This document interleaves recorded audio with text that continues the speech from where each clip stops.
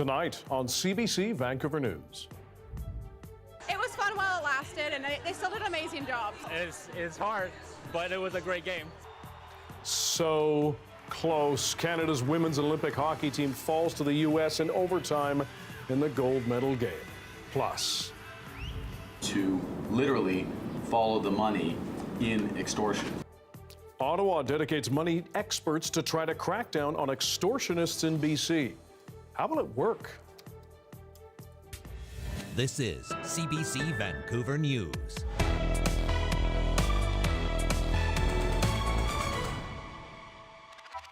Hello, I'm Dan Burritt. Thanks for joining us. You may have felt that collective groan across the country earlier today. Canada's women's Olympic hockey team came so close to gold again, but not meant to be at these games. They lost 2-1 to their powerhouse American rivals in overtime.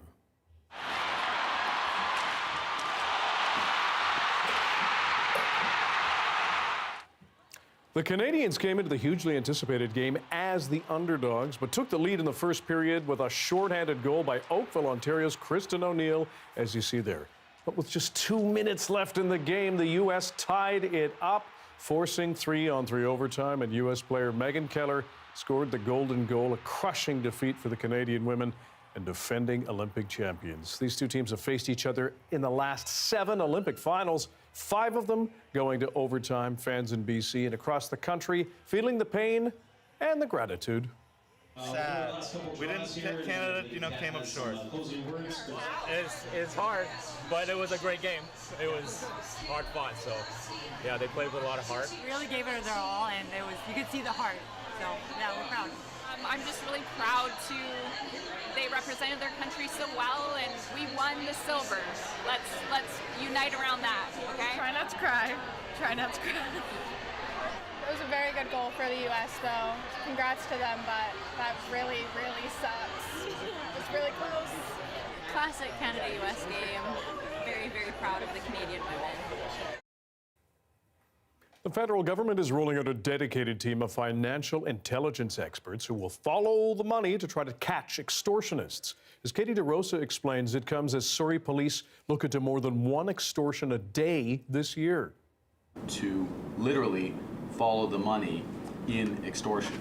Prime Minister Mark Carney in Surrey Thursday, visiting the BC RCMP detachment and talking about the new team of financial crime experts who will investigate extortions.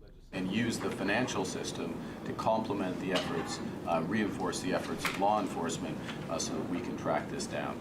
The Financial Transactions and Reports Analysis Centre of Canada, or FINTRAC, will work with local law enforcement and use financial information to narrow in on criminal networks faster. FINTRAC will also partner with Canadian banks and financial service providers, including cryptocurrencies, to better detect extortion transactions. We know so many of the actors are traveling across borders and the money is traveling in different directions, so I think that will really help with the investigations. Surrey Police Service say they're investigating 53 extortions this year alone, more than 1 a day. 11 of those cases involve shootings. Vancouver Police say they're investigating 4 extortion cases of their own. The department says all victims have ties to Vancouver but have businesses in the Fraser Valley. Carney says his government is close to passing a bill that would make it harder for those facing extortion-related crimes to get bail. The government is also waiting for the Senate to approve changes to immigration laws in response to evidence that some foreign nationals are claiming refugee status to avoid or delay deportation. Basically, ending the fraudulent use of asylum seeking by criminals.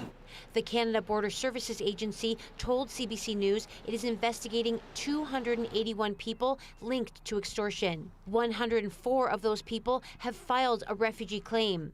CBSA has deported 10 people linked to extortion crimes. Premier David Eby has urged Ottawa to pass both those bills as soon as possible. Katie DeRosa, CBC News, Victoria. One man is dead after he was caught in an avalanche near Fernie. Elk Valley RCMP says it was alerted after an emergency device was activated in the Morrissey area on Tuesday. Police as well as Fernie Search and Rescue, though, weren't able to immediately search that remote location because the risk of another slide was too high. The body was eventually found and recovered on Wednesday. Thousands of BC ambulance paramedics and 911 dispatchers have now voted 97% in favor of strike action. The ambulance service is really struggling keeping ambulances operational. So, we're already behind the 8 ball as far as staffing goes. We're already struggling to keep ambulances staffed. So any type of strike action, we're concerned that it could affect staffing.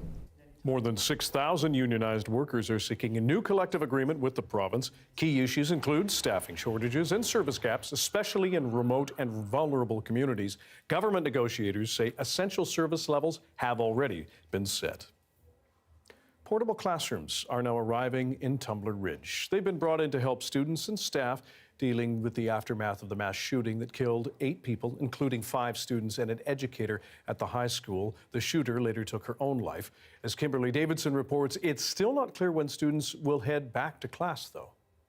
14 units are being set up on the grounds of the Tumbler Ridge Elementary School site. Throughout this week, they will be equipped with heat, power, and furniture. The site of the new portables is just over a kilometer from the site of last week's mass shooting. Roadblocks remain set up around the high school. Larger temporary classrooms are on the way and expected to arrive over the next 3 weeks. However, a date for classes to resume has not been set. The portables will remain in place until permanent plans for the future can be established. The province says work on those plans is underway. The teachers need to weigh in, the school district needs to weigh in, but I think the children of this community need to weigh in. And I've heard it. Some want a brand new school or the old school ripped down, and others say well, no, shouldn't we be able to go back there if we want? Counselors will be available at the new school site. Counseling and trauma support is also available at the community centre until at least March 6th. BC Children's Hospital is sending a mental health team to Tumbler Ridge as well. During his visit, Premier David Eby pledged that students will not be forced to return to the Tumbler Ridge Secondary School building. Kimberly Davidson, CBC News, Tumbler Ridge. As we told you on Wednesday night, dozens of BC healthcare workers have been caught snooping into Lapu Lapu Day victims' medical records. A new report from the province's Privacy Commissioner explains the breaches were committed by employees across multiple healthcare authorities. Troy Charles has more. While victims of the Lapu Lapu Day tragedy were in hospital fighting for their lives, their private healthcare information was being snooped on. The alarming news arrives in a report from the province's Information and Privacy Commissioner. It reads that half the individuals who received care at medical facilities, including the perpetrator, had their privacy breached. In total, 71 snooping incidents on the medical records of 16 individuals were reported. 3 dozen health employees across 4 different organizations is something that gave us considerable pause. Harvey's report explains the snooping was committed by 35 employees across the Vancouver Coastal Health, Fraser Health, Providence Healthcare, and the Provincial Health Services authorities. It's such a gross breach of that trust to have that information be unlawfully accessed. The report goes on to say amongst the information accessed was patients' contact information, including addresses and healthcare numbers, along with medical history, including lab results and medications. The people that have had their privacy breached and they're really, concerned about not just, what information is out there, and even some have expressed concern for their safety. Yeah, it is a tremendous violation of a person's privacy. Health information, health records are confidential and must remain that way. In a joint statement, the healthcare authorities say these breaches are unacceptable and inexcusable.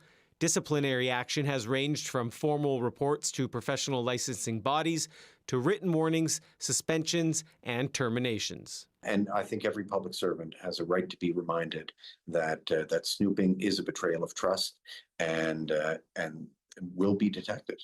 The report outlined 9 recommendations, which included applying disciplinary measures for snooping that are strong enough to effectively deter it.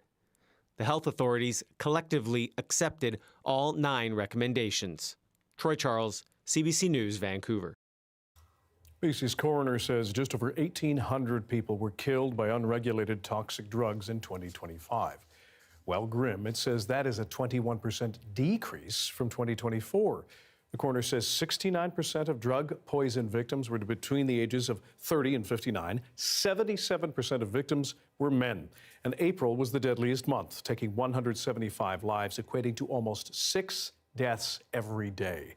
Testing shows 69% of victims had fentanyl in their system, 54% had fluorofentanyl, 53% cocaine, and 52% methamphetamine. The province notes this is the first time since 2020 that poison drug deaths have totaled fewer than 2,000 people within a year. To help combat those deaths, the province is moving to share naloxone kits that are easier to use for everyone, from first responders to you. Instead of an injection, more people can give it through the nose. Taking urgent action to expand these critical services and to do everything we can to help people connect to care, the care that they need. This investment in nasal naloxone is an important piece of that puzzle, and it will save so many lives in the coming months and years. It says an extra $18 million will go to the take-home naloxone program. It will make nasal naloxone available in more than half of the 400,000 kits that are sent out each year. Those new kits will be available at 150 community sites and expand to all 2,400 take-home naloxone sites in April. The province's first responders have asked for more access to the nasal spray. Some parents of children on the autism spectrum in BC say they are worried they could lose support dollars now that the province has unveiled a new funding model. As Shivani Joshi explains, the uncertainty is creating stress for families and support agencies. When I hear this high functioning thing, it really triggers me because I'm like, high functioning for what? High functioning for when? Like today, tomorrow? Michelle Mateus is a parent of an 11-year-old child with autism. She's worried her child could see a reduction in support funding. He gets counseling, occupational therapy. He has a support worker that comes to our home. Last week, the province announced the individualized autism funding will be scrapped. Instead, families will now receive a new needs-based benefit, and the program will be broader for others with complex intellectual disabilities. There will also be an income-tested supplement, but under the new model, children who are considered low needs could lose access to some of the funding they currently receive. We have fought so hard to even get an assessment, to find service providers that are in alignment with a neuroaffirming approach. We are now in a flow of support for our child and ultimately for our family. Independent service provider Monarch House says while expanded disability funding is welcome, the shift comes at a cost. Funding for all children with disabilities has expanded, which is amazing and something we're all celebrating. But what has also happened is that funding expansion has come at the cost of many children who have autism.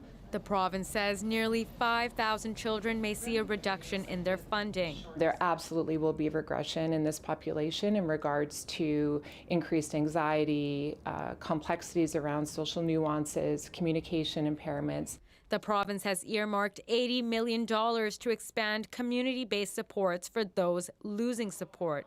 But Ganem says they're already at capacity. Simply throwing more resources at these child development centers to increase capacity, I think is a bit simplistic in its view. Advocacy group Autism BC says it was not consulted before the changes were announced. Were we approached directly on this model and was our opinion sought and our community sought? No, we were not. But they add they are continuing to advocate for the community with the province and hope to have those already accessing the current autism funding grandfathered in. The current program will end March 2027 with the launch of the new system. You know, I think we're just beginning to see, just the needle moves so slowly, right? And so losing that would be awful. A long wait to see what happens next. Shivani Joshi, CBC News, Vancouver. You may eventually be able to renew or replace your driver's license without waiting in line at a motor vehicle branch. Proposed amendments to the Motor Vehicle Act will allow for renewal and replacement online. If this is passed, eligible drivers would be able to apply through ICBC's website and digital portal to replace lost, damaged, or destroyed licenses, as well as simple renewals for the majority of driver's license classes. The province hopes this will help cut in-person wait times. Coming up, a senior member of the British royal family arrested. Former Prince Andrew under suspicion of misconduct in public office. Details next.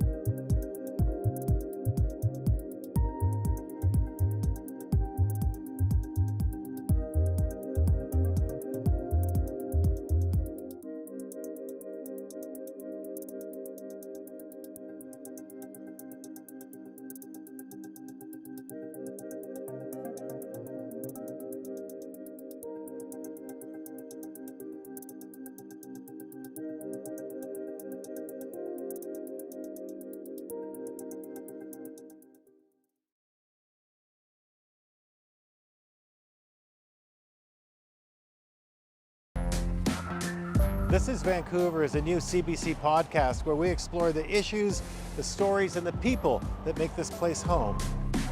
Listen to This is Vancouver wherever you get your podcasts.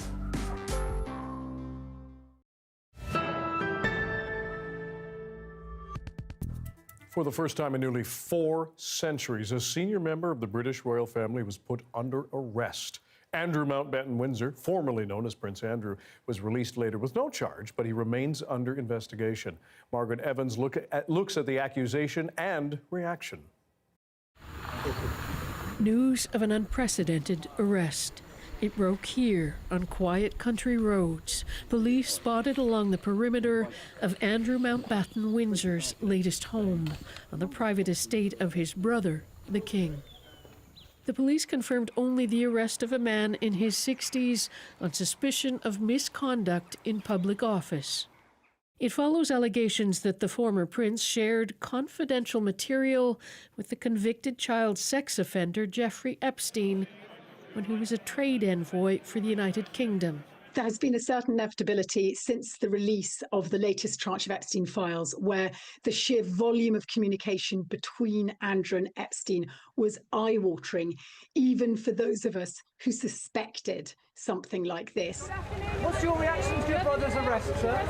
King Charles carried on with his official duties, releasing a statement earlier expressing his deepest concern and saying the law must take its course. Mountbatten Windsor's fall from grace began long ago, with allegations by Virginia Giuffre that she'd been trafficked by Epstein and forced to have sex with the former prince, something he has repeatedly denied. His arrest is unrelated to those allegations, but there are reportedly 9 different police forces in the UK still assessing the Epstein files. King Charles stripped his brother of his royal title last fall. But many observers say the monarchy itself will still come under scrutiny. I think the question that the public are asking is, what did the wider royal family know? When did they know it? What actions did they take? By nightfall, police confirmed that the man in his 60s had been released and the search of his home completed. One photographer capturing the next stage in the fall from grace. Margaret Evans, CBC News, London. There's the sun cutting through the cloud up on Grouse Mountain earlier in the day. Cold, crisp winter weather up on the hills. Wesley English has your BC-wide weather forecast coming up.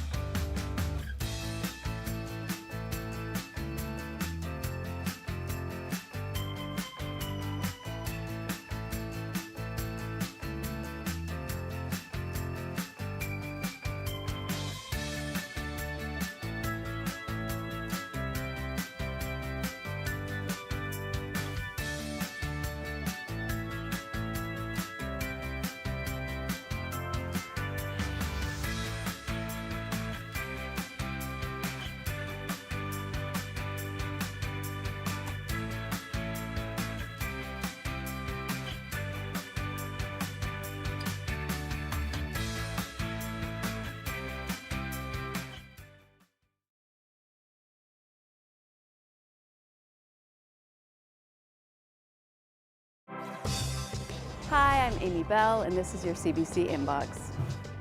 CBC is a proud partner of the Vancouver International Dance Festival.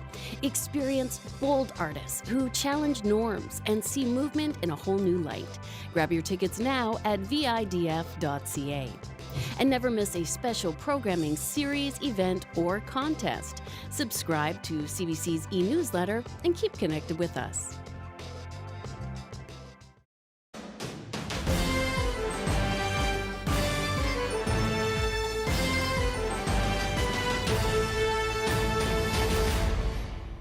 As we told you, heartbreak on the ice at the Olympics today as Canada's women's hockey team lost to the U.S. in overtime, taking home the silver medal. Over at the curling rink, there are more chances for hardware, though. Canada's men's team is now guaranteed either a silver or gold. Yeah, lock it right on it. It's perfect. Very nice. Lock up. That was Brad Jacobs and his Calgary-based team putting the hammer to Norway in the semi-final, winning 5-4 in extra ends. That sends them to the gold medal match against Great Britain on Saturday. Earlier, Canada's women's curling team clinched a berth in the Olympic semi-finals after beating South Korea 10-7. Rachel Homan and her teammates will be back on the ice on Friday to play Sweden for a spot in either the gold medal or bronze medal match.